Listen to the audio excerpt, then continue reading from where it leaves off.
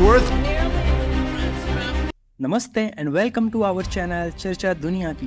दोस्तों 2024 का अमेरिकी राष्ट्रपति चुनाव बस कुछ ही दिन दूर है।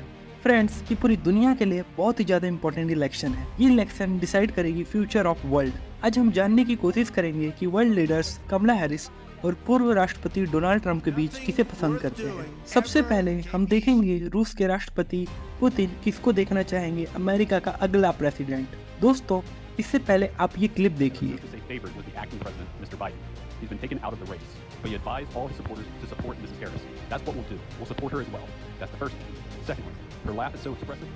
दोस्तों, सरप्राइजिंग बात यह है कि पुतिन ने कमला हैरिस के बारे में कुछ हल्की फुल्की बातें कही हैं और उनकी तारीफ की है एंड उन्होंने बाइडेन एडमिनिस्ट्रेशन को रशिया के लिए अच्छा बताया है। बट ये जियो पॉलिटिकल मूव लगता है। इस स्टेटमेंट से बेनिफिट तो ट्रम्प को ही होगा, बिकॉज पूरी दुनिया को पता है रशिया अमेरिका के दुश्मनी के बारे में। और दोस्तों, अगर एक्सपर्ट की भी राय देखें तो उनका भी यही मानना है, पुतिन ट्रम्प का समर्थन करते हैं। जैसा कि मैंने आपसे पहले कहा, पुतिन ट्रम्प को एक ऐसे व्यक्ति के रूप में देखते हैं जो यूक्रेन से सैन्य समर्थन वापस ले सकता है और रूस पर प्रतिबंध हटा सकता है। पुतिन ने बहुत बार डोनाल्ड ट्रंप की तारीफ भी की है, जिसमें उन्होंने बताया है ट्रंप ने ऐतिहासिक रूप से नाटो और यूरोपीय संघ जैसी पश्चिमी संस्थानों में फूट पैदा की है, जो पुतिन के आइडियोलॉजी से काफी मैच करती है। दोस्तों, एक बात मैं और ऐड करना चाहूंगा, ये पहली बार नहीं है कि जब पुतिन ने अमेरिकी चुनाव में रुचि व्यक्त की है। उन्हें ऐसे उम्मीदवारों का समर्थन करने के लिए जाना जाता है जिन्हें वे रूसी हितों के अनुकूल मानते हैं। Conclusion, Putin will support Trump administration. दोस्तों, अब हम देखेंगे इंडिया एंड नरेंद्र मोदी की पहली पसंद क्या होगी इस इलेक्शन में। अगर अभी तक देखें तो प्रधानमंत्री नरेंद्र मोदी ने न्यूट्रल स्टैंस बनाए रखा है, बट सबको पता है मोदी जी के साथ ट्रंप की बहुत अच्छे संबंध है। Friends, see this video. Modi, India. He's a friend of mine. It's great. He's the nicest. On the outside, he looks like he's your father. He's the nicest. Total killer. Because I am total killer. लेकिन 2020 के चुनाव के बाद Biden को भी मोदी जी ने बधाई दी थी। अमेरिका के साथ संबंध भारत के लिए आवश्यक है, खासकर चीन का मुकाबला करने के लिए, और ये जितना भारत के लिए इम्पोर्टेंट है उतना ही अमेरिका के लिए भी।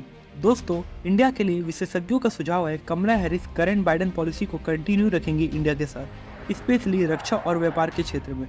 बट ट्रम्प की मोदी से क्लोजनेस बहुत ज़्यादा है, तो हम उम्मीद कर सकते हैं रेडिकल फोर्सेस एंड टेररिज्म से वर्ल्ड को प्रोटेक्ट करने के लिए भारत और अमेरिका आगे आएंगे।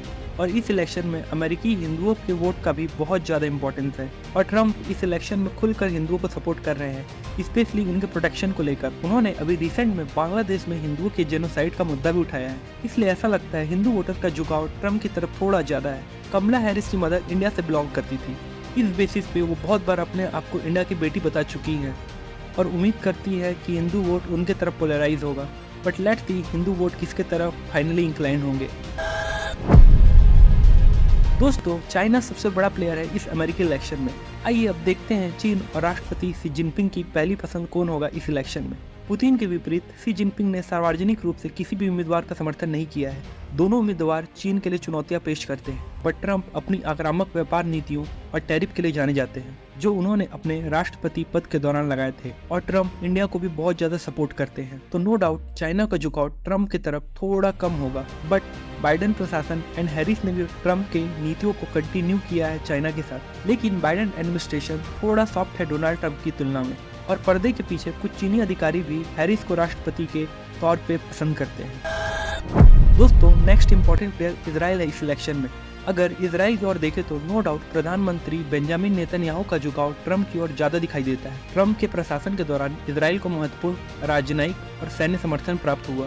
नेतन्याहू ने सार्वजनिक रूप से ट्रंप की इजराइल के अब तक के सबसे महान मित्र के रूप में प्रशंसा की है। और दोस्तों, नेतन्याहू ने ट्रंप को इजराइल का सबसे महत्वपूर्ण मित्र बताया है। दोस्तों, बाइडेन के पदभार संभालने के बाद इजराइल एंड अमेरिकी संबंधों में कुछ खटास तो देखने को मिली है, लेकिन नेतन्याहू ने ट्रंप के साथ अपने संबंधों को फिर से मजबूत करने का प्रयास किया है। एंड नो डाउट इस इलेक्शन में गाजा एंड हिजबुल्लाह का मुद्दा भी बहुत हॉट टॉपिक है। एंड अगर अरब माइग्रेंट और मुस्लिम की बात करें तो उनका इंक्लिनेशन कमला की तरफ ज्यादा होगा due to Gaza war, and यहूदीस ट्रंप की तरफ झुकेंगे। दोस्तों, अब हम जानने की कोशिश करेंगे कि यूरोपियन यूनियन एंड नाटो की क्या चॉइस होगी अमेरिकी प्रेसिडेंट को लेकर।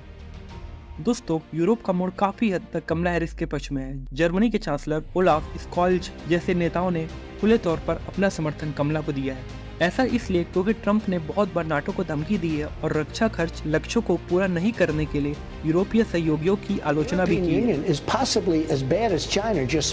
दोस्तों, अगर कमला हैरिस जीतती है तो यूरोपीय यूनियन को लगता है उनकी नीतियां ज़्यादा प्रिडिक्टेबल होंगी एंड वो क्लाइमेट चेंज, रिन्यूएबल एनर्जी के सेक्टर में ज़्यादा अच्छा काम करेंगी। दोस्तों, पुतिन से लेकर मोदी तक विश्व नेताओं की प्राथमिकताएं बताती है कि अमेरिकी चुनावी प्रक्रिया के साथ वैश्विक राजनीति कितनी जुड़ी हुई है। जैसे जैसे हम 5 नवंबर के करीब पहुंचेंगे, इस चुनाव की शोर और भी गूंजेगी। इस इलेक्शन में एलन मस्क भी बहुत ज्यादा एक्टिव है। एलन ने अपना पूरा सपोर्ट डोनाल्ड ट्रंप को दिया है। एंड दोस्तों, अगर रिसेंट के कुछ सर्वे को हम लोग देखें तो रिसेंट की सर्वे बताती है कि जो अमेरिका में इलेक्शन है प्रेसिडेंट का, इसमें जो फाइट है ये बिल्कुल नेक टू नेक है।